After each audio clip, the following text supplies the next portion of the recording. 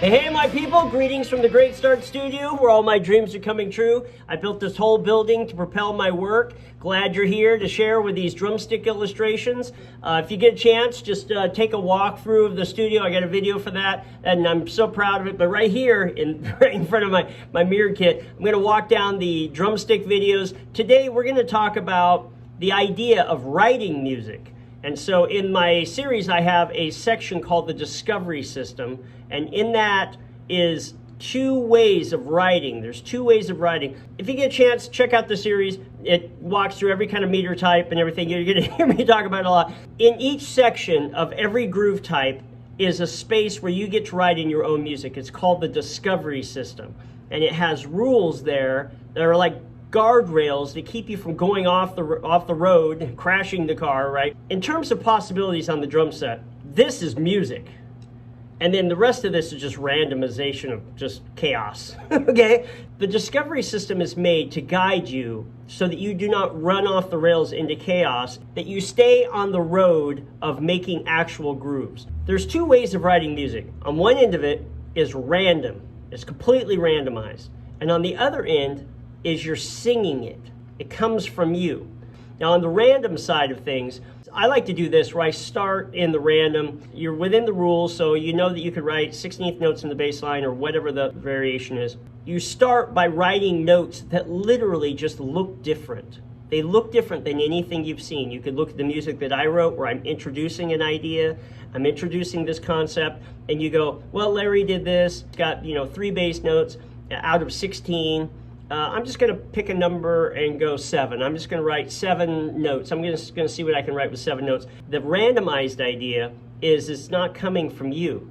It's literally outside of you, and it just looks different. You've never seen it before. You stumble across so many things just by writing something that just looks different, and you don't even know what it sounds like yet. On the other end of the thing, I have students that just kind of sing a part. You can tell they're kind of singing along. They're kind of as if they're tapping it out. And then they go, oh, I think I'd like a note here, and I like a note there, and I like a note there.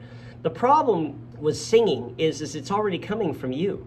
It's already based on things that you've input into you. As I like to start when I write on this end, I like to start in the randomized end where I go, I've never seen bass notes spaced across evenly in 5s or 3s. And I just go, well, I wonder what that would be like.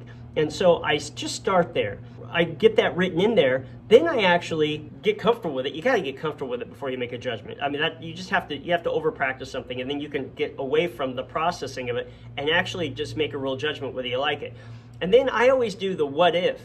Well, what if I move a note here? Or what if I move a note here? What if I take these off the end and put them here? What if I take out this whole middle section? I just do the what if question. The what if question allows me to take something that was very, very foreign to me and see if I can make it more likable. And what I'm doing is I'm moving now across the spectrum, less random and more singing. Now I've got something where I started with something that's brand new to me. Get over here. Yeah, I might like it right from the beginning.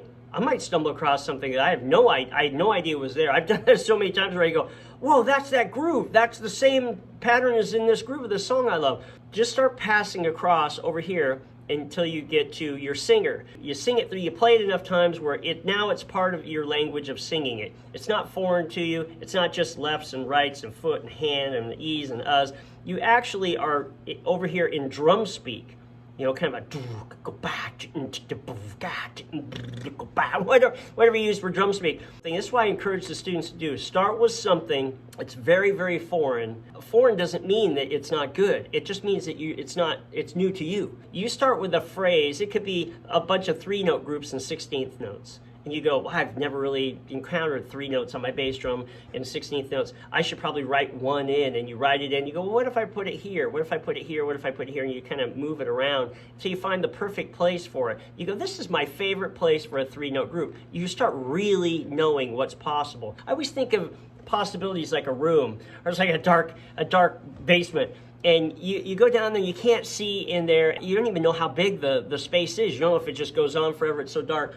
And so, and then you get this little light, and you shine, and you go, oh, wait, okay, there's the corner. Okay, there's nothing behind me. You come over here, you shine. Each time you shine it, you start mapping out your space. This is what practice is, and this is what note selection is you start mapping out what is possible for 16th notes in the bass line on a single bass. And you just start coming up with every kind of combination that you can think of, and then you map out the space. It's all lit up. It's not scary anymore. You can play in there all you want, you can create anything you want because you understand everything that's in that space. This is why this writing thing is so important. In the series, everything is based in 2-line. I'm going to do a video on 2-line to express exactly what that is. There's something wrong with music in 5-line, and 2-line solves it. The 2-line already has in it where your hand placement, your feet placement are. You don't have to write rights and lefts. You don't have to guess on any of that stuff. You basically have mapped out every way to see it on the page and understand that you're isolating out a bass line or a snare line or accents or hi-hat openings or whatever that you're examining at the moment. And then that room becomes a part of you, and then you can sing it because you've mapped out every part of it. That's what the discovery system's about. I love making these. I'm going to try to make these short. There's so many things. I just rabbit trail off with all the students. This idea of starting with something random and moving across, changing notes until it's your absolute favorite thing to sing. Now you've created the entire spectrum. You're the full spectrum person. You understand everything in this space. There isn't anything scary in it at all. And then it's just fun. It's just the fun of creating in that space. If somebody has a song and there's that space, you just step into that space because you're confident you know everything that could come up in that space. If you study out the series, you have the actual confidence of knowing what you're talking about. You have actually the confidence of knowing what you're doing because we are mapping out all these spaces. That's what this discovery system does. I would have given anything, once again, for someone to help guide me in writing. So I wouldn't have had to write 2,000 pages of basically kind of drum junk, digging around in the possibilities. Once you start realizing where the freeways are so that you don't wander around in the desert, you get there so much faster.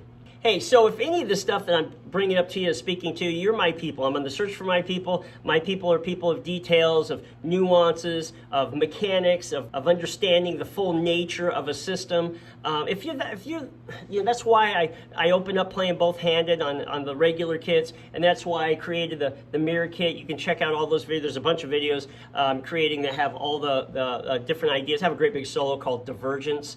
It's like, 8-9 minutes long, and there's a ton of ideas in that. These ideas lead to higher levels of thinking, and so any way I can get that across, I love sharing this stuff. Hey, I'm going to try to make this short. So, from the Great Start Studio, I'm back at it.